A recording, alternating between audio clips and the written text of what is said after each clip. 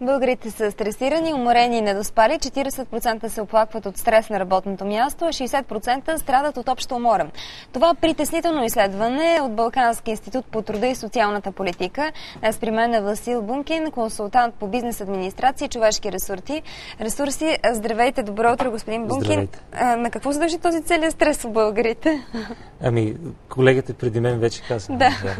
Две са темите, които... Не зови батко, да. Две са темите, това са пари и секс. водят нещата. Да тръгнем от малко по-далечко.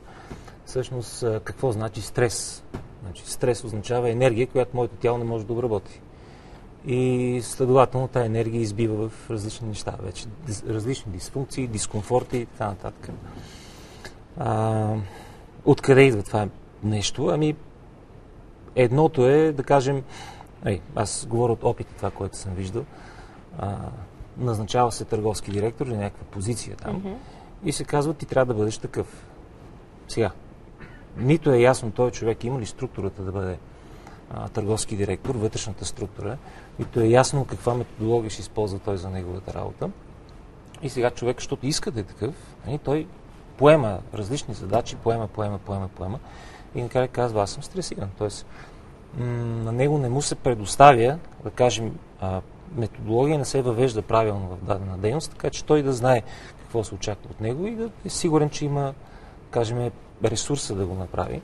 Ясно ли може да определим сами кога сме стресирани и кога евентуално...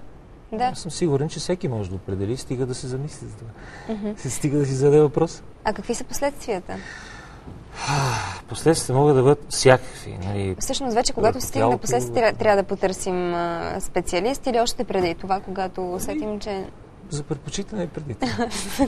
Като превенция. Като превенция, как...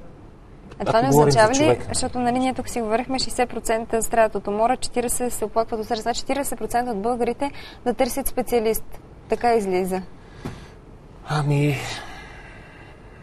Да, повечето хора имат нужда от някой, който, така да кажем, да им насочи главата, да погледне в друга посока, защото те са фиксирали в нещото, в някакъв ритъм на ежедневието и не си дават сметка всъщност какво се случва с тях, какво се случва в тях и защо това се случва. А какво може да се случи? Сега да се върнем пак отново на моя въпрос.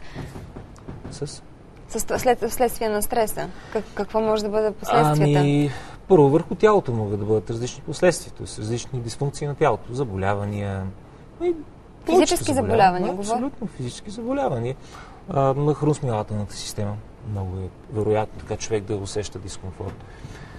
Главоболията, на сърцето, да са различни неща.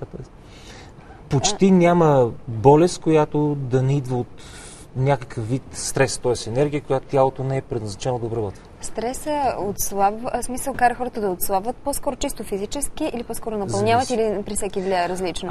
Може ли отслабването, да речем, да е причина от стрес вследствие? Има два типа хора. Да. Специално по методологията, която използваме ние за определяне качеството на хората, едните са родени да носят стрес. И те могат да живеят под стрес и тяхното тяло генерира стрес. Те се хранят със стрес, така да разбирам. Тяхното тяло генерира стрес. Нещо като адреналин. Нещо като адреналин, точно така, точно тая енергия. Другите хора, аз съм от тях, са, които не са създадени за стрес.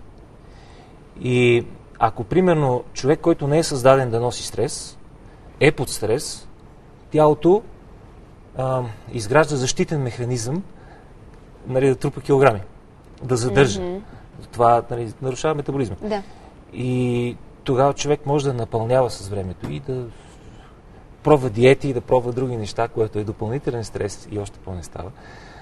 Така че за такива хора, които не са устроени да носят на стрес, те трябва да видят каква е честотата, каква е средата, в която те могат да се чувстват нормално, така да кажем, за тях. А другия тип? При другия тип са хора, които могат да носят стрес, самите те създават стрес. И особено човек като мен, който не е устроен за стрес, когато срещна такъв човек, да го усеща, че, така да кажем, ми подпушва. Когато съм в Как ме усещате мен, например? Без да съм видял вашите данни, според мен вие сте от мой тип. Така ли? Който не е роден да носи и да генерира. Това предполагам, че е много важно за хората да могат да усещат какъв човек стои срещу тях. Да, важно. Това е кой как ми влияе. Всъщност. И Това не е лошо, защото, примерно, ако аз съм съзнателен за това нещо и имам човек, който естествено генерира стрес, това може да ме стимулира мен. И ако аз усещам, че това е така. И този тип са по-склонни към слабеене. Така ли? Ами зависи. Възможно ли е, понеже аз точно това съм чела, възможно ли е организмът, когато даден човек е съсредоточен, да речем, само в работата си, когато е изключително стресиран на това място, организмът да не приема, да изключва, т.е. храната? Да. Възможно. И това също е вид реакция. Пак зависи от това как вашето тяло е устроено. От механиката, как то функционира. Но има хора, които, стрес им действа, как да кажем, затварящо. Нали? Сега най-важният въпрос. Как да се справим с стрес? Има два начина. Единият начин е той всъщност, който се очакваше от мен да дам някакви неща, човек да мачка разни работи, но всъщност това означава, че той вече е влязъл в тази зона, която не е неговата и се опитва там да се залъжи, така да кажем. Второто е да познава себе си. И да знае, аз така съм устроен, този тип дейност е за мен, това е което аз искам да правя и да го прави. И ако това се случва, т.е. той е в една линия с това, за което е предназначен, и тогава вече не говорим за стрес. Тогава стреса, ако има въобще стрес, той се трансформира в нещо творческо. Ако, примерно, аз трябва, тая любима моя дума трябва, аз трябва да дойда на работа, аз трябва да стана в 4, аз трябва да направя това или това, т.е. аз се насилвам да правя нещо, и тогава вече да тръгнем от тук. Да изключим думата трябва от речника си. Да искам. Примерно, може всеки да си зададе въпроса, аз искам ли да бъда тук? Аз искам ли да съм с тези хора? Аз искам ли да правя това, което правя? И ако отговор е, отвътре почувствате да, той е много типичен отклик на тялото, тогава вече не говорим за стрес. Тогава, че нямате нужда от всичките тия странни работи. Предлагам и сега на вас и на нашите зрители да видим един стандартен начин за справяне с стрес. Отиваме при Вяра Петрова. Здравей, Вяра! Вяра! Добро утро! Казват, че смехът е най-добрата аеробна дейност, която може да извършиш, за да се събудиш сутрин. И това го разбрах току-що от Александър Александров, който е терапевт по смехотерапия. Добро утро! Добро утро, здравейте! В България това е изключително непозната терапия. От кога се практикува и как се възприема тук? Де-факто смехотерапията като такава в България започна да прохожда преди около 3 години. А как се възприема от хората, придобива все по-голяма популярност и се приема много приятно. Смешно се приема от хората. Не е ли малко странно? Българина не е ли леко така закостенял към такива различни терапии? Наистина, как възприема смехотерапията? Тъй като това е методология, курсовете, които провеждаме са 8-дневни, защото питате как се възприема. В началото има хора, които могат да се отпуснат на първия ден. Имаме случаи, през които човек минава през сълзи да достигне до истинския смях. Но реално погледнато след третия ден, а някой още от първия ден започва да се смеят много искрено, много отворено. Според мен не е правилно да се смята, че българина не е весел човек. Българин е изключително весел, просто е забравил да се смее. Вяра, нещо по-практично. Какъв е най-лесният начин да се разсмеем? Какъв е най-лесният начин да се разсмеем? Най-лесният начин да се разсмеем е да се сетиме, че сме били някога деца и сме се смеяли без повод. И смеяли сме се, защото сме се радвали на живота като такъв. Когато човека почва да се радва от живота, мислите, че е малко трудно да се... Да, малко е трудно това понякога. Всеки човек живота си има препятствия, които трябва да ги преодолее. Смеха е един великолепен начин, той е една великолепна помощ, която може да ни помогне да преодолееме нещата много по-лесно и много по-ползотворно за нас самите. Ето някакви конкретни съвети. Тук повечето хора, които срещнахме, бяха намръщени, не искаха да се включат при нас, защото смятаха, че е глупаво човек да се смее и така от нищото. Как? Значи, Ако някой види на улицата плашещ човек, а плачеш човек, това се приема нормално. Ако някой види на улицата смее се силно човек, се приема малко по-нетрадиционно. Какво мога да кажа? Как е най-лесно човек да се засмее? Просто да се отпусне и да погледне от смешната страна на нещата. Това е най-лесният начин. И другото, което е, че смеха като такъв ние го знаеме. Искреният смях, който почва да напира в нас, всеки от нас го носи.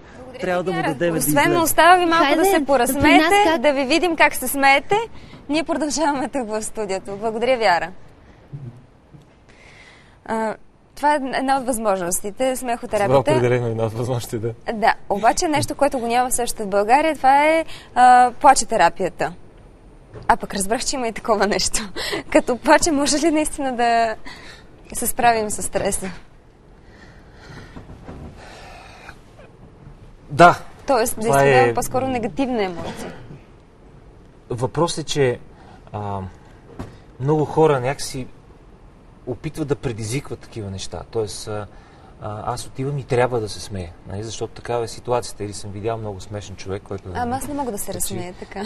Това не е вашето. Трябва. Примерно, трябва. Това не е вашето.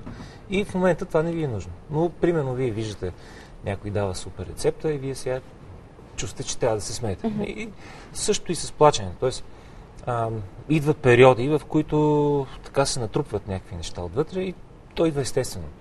Например, човек се самотява или с някой друг и извежда всичките тия неща, но е много така пречистващо. Специално ако... Какво бихте посъветвали работодателите? Предполагам, че служителите не са чак толкова продуктивни в момента, в които са стресирани. Абсолютно.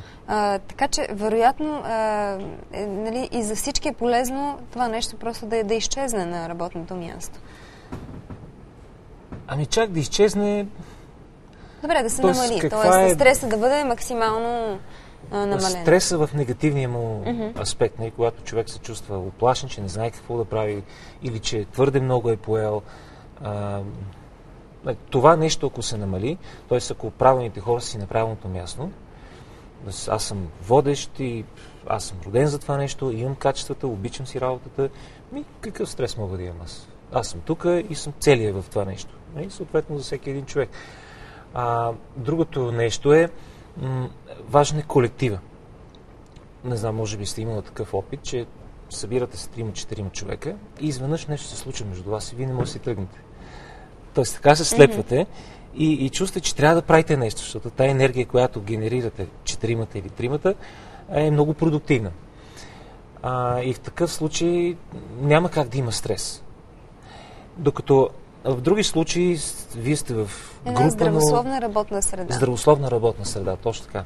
Добре, благодаря ви. Благодаря ви за всичко, което казахте. Сега останете с нас и след рекламите, защото ще продължим с една тема, която засяга южната ни съседка Гърция, която е в центъра на световните медии от много време насам.